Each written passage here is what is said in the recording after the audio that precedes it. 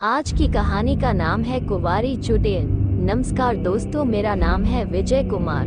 मैं बदलापुर उत्तर प्रदेश का रहने वाला हूँ। ये जो छोटी सी बुद्धा कहानी मैं आपको बताने जा रहा हूँ वो मेरी आंखों देखी सच्चाई है, जिसकी सिर्फ याद ही आज भी मेरे दिल में खौफ पैदा करने के लिए काफी है। तो वो भूतहा घटना कुछ इस प्रकार है।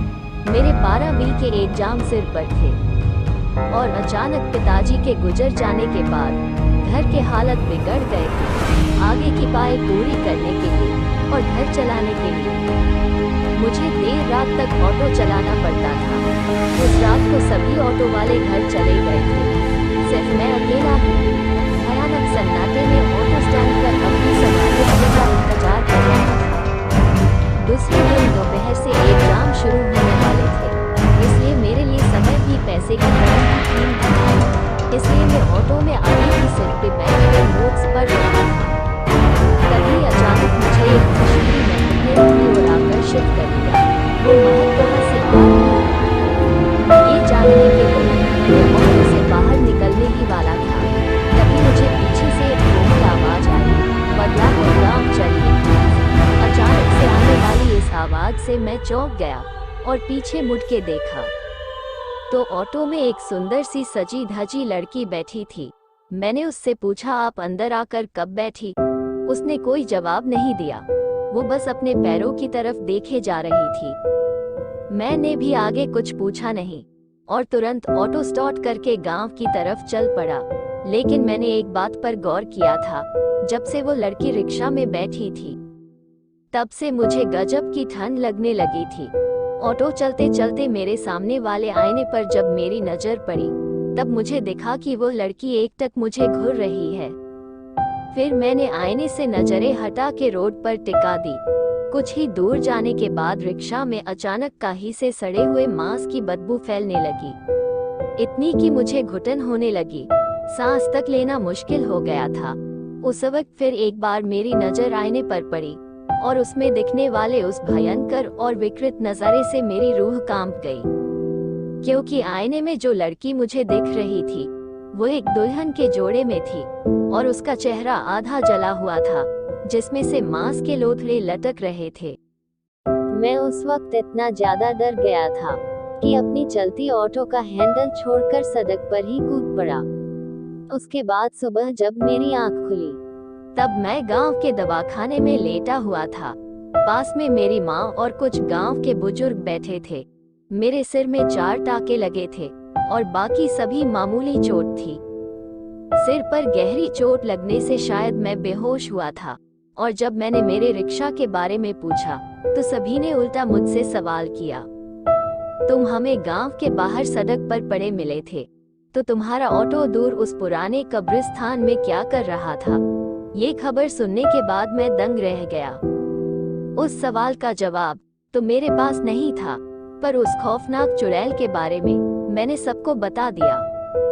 माँ भगवान का शुक्रिया करने लगी कि मेरे बेटा एक चुड़ैल के चंगुल से सही सलामत बच निकला।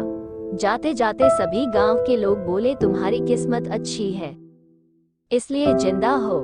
वो एक कुंवारी ही मरी हुई भयानक चुड़ैल थी जो अपनी प्यास तुम्हारे जैसे कुंवारे लटकों का शिकार करके बुझाती है। हमारे दूसरी कहानी है कब्रिस्तान के भूत की। रात के 10 बजे ऑफिस से लौटते वक्त निखिल अपने करीबी दोस्त रॉबर्ट की कब्र पर फूल चढ़ाने कब्रिस्तान पहुंचा। कब्रिस्तान के सामने अपनी कार पार्क करके उसने कब्रिस्तान पर एक नजर डाली। रात के वक्त पूरी तरह सुनसान था, इतना कि हवा झोंके से पेड़ से गिरने वाले पत्तों की आवाज भी उसे साफ सुनाई दे रही थी। उसने कब्रिस्तान में जाकर अपने साथ लाए हुए और कितने फूल रॉबर्ट की कब्र पर रख दिए और 2 मिनट मौन करते हुए खड़ा रहा। फिर जब वो वापस बाहर आने के लिए पीछे मुड़ा तब उसे एक कब्र पर बैठी छोटी बच्ची दिखाई दी। बच्ची के हाथ में एक हरे रंग का कांच का टूटा टुकड़ा था, जिसे वो बार बार आंख पर लगाते आसपास की कब्रों को देख रही थी। निखिल कुछ मिनट वहीं खड़े रहे, उस बच्ची को देखता रहा। वो इंतजार कर रहा था कोई उस बच्ची की पहचान पाए और उसे सही सलामत अपने साथ घर ले जाए, पर ऐसा हुआ नहीं। पास जाकर खड़ा हो निखिल की तरफ देखते हुए। वो छोटी बच्ची मुस्कुराई। निखिल ने पूछा, अरे छोटी, तुम अकेली यहाँ पर क्या कर रही हो और तुम्हारे माता पिता कहाँ पर है? फिर वो बोली, मेरे मम्मी पापा अगले कब्रिस्तान में गए हैं, वो वहाँ पर रहते हैं। वहाँ से कुछ ही दूर एक और कब्रिस्तान था, इसलिए निखिल को लगा कि बच्ची शायद उसी कब्रिस्तान के आसपास कहीं रहती होगी। इसे शायद ठीक से पता याद नहीं होगा। फिर निखिल ने पूछा कि तुम यहाँ अकेली क्यों बैठी हो, तुम्हारे साथ कोई बड़ा नहीं है? बच्ची ने जवाब दिया, मेरे पिताजी मुझे यहाँ छोड़ के गए हैं। निखिल ने सोचा कि कैसा निर्दयी बाप होगा, अपनी बेटी को कोई इस तरह कब्रिस्तान में छोड़ के जाता है भला। निखिल उस छोटी बच्ची से इतनी बातें कर रहा था, पर उसका ध्यान सिर्फ उस कांच के टुकड़े में ही था। वो बस उसमें एक आंख बंद करके इधर उधर देख रही थी। निखिल ने आखिर उस बच्ची से पूछ ही लिया कि तुम कांच में से क्या देख रही हो? उसने जवाब दिया कि इस हरे कांच के टुकड़े में मुझे गायब होने वाले लोग दिखते हैं, बहुत मजा आता है। गायब होने वाले लोग? निखिल को कुछ समझ में नहीं आया। वो बच्ची के साथ और कुछ देर खड़ा रहा, फिर उसे गोद में उठाकर कब्रिस्तान से बाहर निकल आया। चलते चलते गोद में बैठी उस बच्ची ने अपना नाम त्रिशा बताया। निखिल ने जैसे ही कब्रिस्तान के बाहर कदम रखा, उसे अचानक तेज ठंड के मौसम में भीग गया। उसका बदन ठंड से कांपने लगा, पर निखिल का ध्यान जब उसकी कार के पास खड़ी उस बच्ची त्रिशा की तरफ गया, तब उसे हैरानी हुई, क्योंकि उस पर इस खून जमाने वाली सर्दी का कोई भी असर नहीं हो रहा था। उस वक्त त्रिशा कांच के टुकड़े में से निखिल की तरफ ही देख रही थी। तभी उसके चेहरे के हाव भाव अचानक से बदलने लगे। वो बोली, अंकल, आपके पीछे से कोई है। निखिल ने पीछे मुड़कर देखा तो उसे कोई भी नहीं दिखा। उसे लगा कि त्रिशा शायद मजाक कर रही होगी। फिर वह बोला, त्रिशा बेटा, चलो गाड़ी बैठो, मैं तुम्हें तुम्हारे घर छोड़ देता हूँ। उस वक्त त्रिशा बोली, अंकल, आप भी कांच से गायब होने वाले लोगों को देखो ना। निखिल बोला, मैं बाद में देखूंगा, बस तुम अब कार में बैठो। पर बच्ची ने जिद पकड़ी कि अभी के अभी देखना ही होगा। उसकी जिद पर निखिल ने जब वह कांच का टुकड़ा अपनी आंख के सामने लाया, तब दहशत से उसकी आंखें फट गईं। क्योंकि उस कांच में से जब निखिल ने कब्रिस्तान की तरफ देखा, तब उसे वो दिखाई दिया जैसे कोई भी आम इंसान अपनी खुली आंखों से नहीं देख पाता। उसे दिखा कि अभी जो कब्रिस्तान सुनसान था, कांच में से देखने पर वहाँ बहुत से लोग घूमते दिखाई दिए और उनमें से कुछ उसकी तरफ ही देख रहे थे।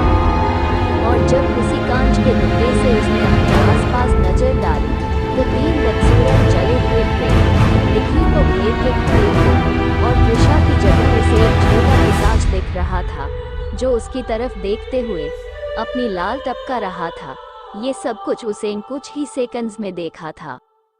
वो अपने साथ गोद में किसको उठा लाया है, ये सोचकर वो डर से अधमरा हो गया। उसने तुरंत कांच फेंक दिया और भागने के लिए कार का दरवाजा खोलने लगा। तभी उसे खी खी खी खी ऐसी शैतानी हंसी सुनाई दी और अगले ही पल पूरे कब्रिस्तान ने निखिल की दर्द भरी चीख सुनी, क्योंकि वह छोटा पिशाच निखिल की पीठ पर बैठा हुआ था और अपने नुकीले दांत उसने निखिल की गर्दन में 2 इंच अंदर घुसे हुए थे और बड़े ही चाव से खून चूस रहा था।